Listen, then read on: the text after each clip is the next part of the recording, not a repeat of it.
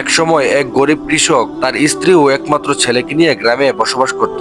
কঠোর পরিশ্রম করেও তার আয় খুব কম ছিল। একদিন সে একটি অসুস্থ হাঁসকে উদ্ধার করে তার খামারে নিয়ে আসে এবং যত্ন করতে থাকে। কয়েকদিন পর হাঁসটি সুস্থ হয়ে ওঠে এবং কৃষক দেখতে পায় যে হাঁসটি প্রতিদিন একটি স্বর্ণের ডিম পারে। কৃষক ও তার পরিবার খুব আনন্দিত হয়। ধীরে ধীরে তারা বেশ ধনী হয়ে ওঠে। কিন্তু কৃষকের মধ্যে লোভ জন্ম নেয়। সে ভাবতে থাকে, যদি হাঁস প্রতিদিন একটি স্বর্ণের ডিম দেয় তাহলে নিশ্চয়ই তার পেটের ভিতর অনেক স্বর্ণ জমা আছে। যদি আমি এখনোই সব স্বর্ণ বের করে ফেলতে পারি তাহলে তো আমি এক মুহূর্তে অনেক ধনী হয়ে যাব।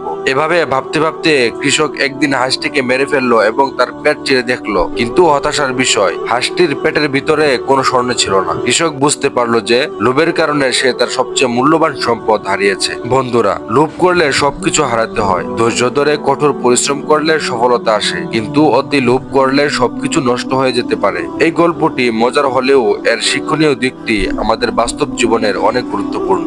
গল্পটি কেমন লাগলো অবশ্যই কমেন্টস করে জানাবেন। এমন সুন্দর সুন্দর ভিডিও পেতে আমার চ্যানেলটি ফলো এবং সাবস্ক্রাইব করে আমার পাশে থাকুন। ধন্যবাদ।